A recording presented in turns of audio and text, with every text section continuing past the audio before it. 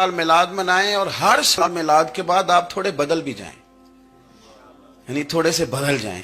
کچھ لوگ کہیں یار یہ داڑھی میں نے نا 12 ربیع الاول والے دن رکھی تھی، یہ میری میلاد والی داڑھی ہے، اور داڑھی رکھیں بھی نبی پاک کی مرضی کی۔ کس کی مرضی کی؟ نہ ناراض ہو جائے جو میں ٹور چلا، بس کس مرضی کی جی؟ اپنی مرضی کے نہیں۔ داڑھی کا وزن کو نہیں ہوتا کہ پوری مٹھی رکھیں گے تو آپ کو کوئی دقت ہوگی، کوئی وزن نہیں، پوری رکھیں۔ جو حضور کا طریقہ مبارکہ ہے جو ہمیں ملتا ہے اس پر آپ توجہ فرمائیں۔ تو میں جو بات عرض کرنے جا رہا ہوں وہ میلاد انقلاب ہے۔ حضور سید عالم صلی اللہ علیہ وسلم کی بارگاہ میں آنے سے پہلے لوگ کچھ اور ہوتے تھے، اور یہاں سے ہو کے جاتے تھے تو پھر ان میں تبدیلی آتی تھی۔ میں سارا دن کرامتیں سناؤں نا کسی کو اپنے پیر صاحب کی اور اپنے گھر میں بھی کہ میرے حضرت بڑے، میرے استاد بڑے، لیکن بیوی کے ساتھ اگر میں ترش لہجے میں بات کروں گا تو وہ کہے گی اے سکھاندے نے تینوں پیر صاحب۔ دوست کہیں گے یہ سکھاتے ہیں آپ۔ تو آپ کی کہانیاں نہیں چلتی، آپ کا کردار چلتا ہے۔ حضرت ابو ذر غفاری رضی اللہ تعالیٰ عنہ فرماتے ہیں، چونکہ میں چودھری تھا، سیدنا بلال حبشی رضی اللہ تعالیٰ عنہ کے پاس میں بیٹھا تھا، کسی بات میں بات آگے بڑھی اور بڑھتے بڑھتے بات شکرنجی تک چلی گئی۔ رائے کے اختلاف نے باتوں میں تلخی پیدا کر دی، اور جب تھوڑے لفظ اور تیز ہوئے تو میں نے انہیں کہہ دیا چپ کر، تو ابشن کا بیٹا ہے۔ کس کے بیٹے تھے حضرت بلال؟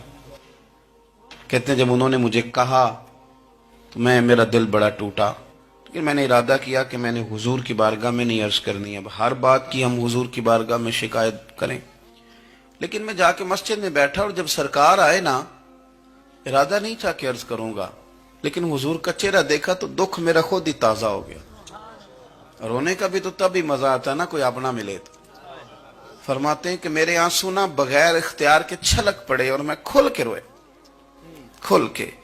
قربان جاؤں محبوب کے بھی حضور نے پاس نہیں بلایا، بلکہ نبی پاک اٹھ کے خود میرے پاس آئے اور مجھے کندھوں سے پکڑ کے سینے سے لگایا، اور جب میں کھل کے رو لیا تو حضور میرے آنسو پوچھنے لگے۔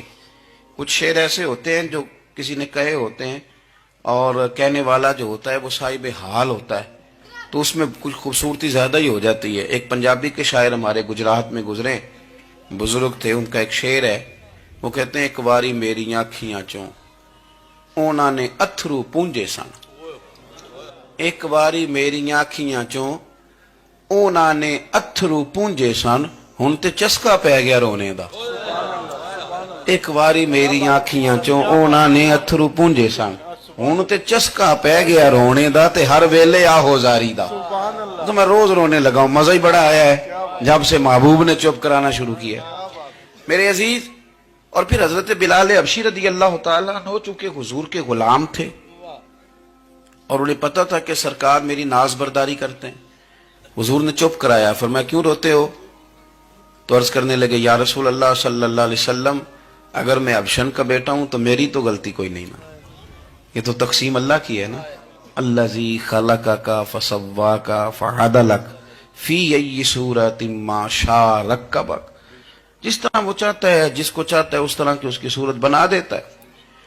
تو مجھے ابشن کا بیٹا کہا جاتا ہے، میری غلطی کیا ہے؟ حضرت بلال نے بھی نہیں بتایا کس نے کہا، لیکن نبی پاک صلی اللہ علیہ وسلم نے کیا فرمایا؟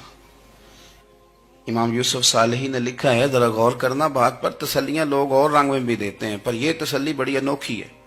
حضور فرمانے لگے بلال اگر تو ابشن کا بیٹا تو پریشان کیوں ہوتا ہے؟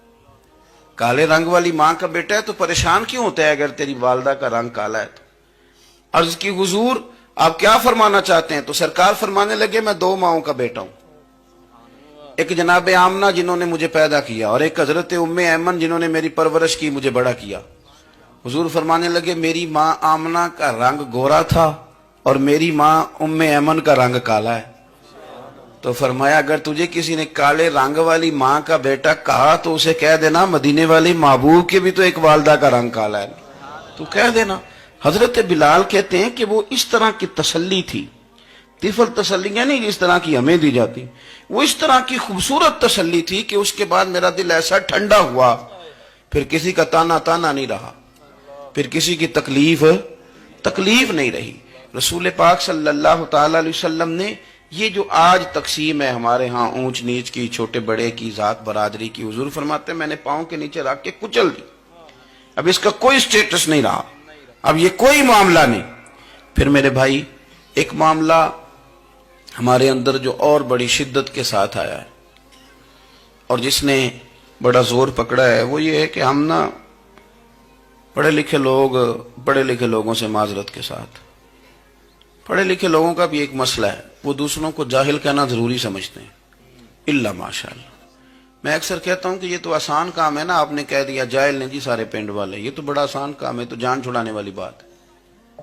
ان پڑھ ہیں جی اس قوم دا کچھ نہیں بن سکتا، بھی تو آسان کام ہے، جان چھوٹ گئی. میں بھی کھڑا ہوتا ہوں نماز جنازہ کی امامت کرنے کے لیے، کبھی تو کہہ دیتا ہوں کہ جناب آج لوگوں کو نماز جنازہ کی دعا نہیں آتی، تو سوچتا ہوں کہ اگر کسی نے کھڑا کر کے پوچھ لیا کہ آپ نے کتنے لوگوں کو یاد کرائی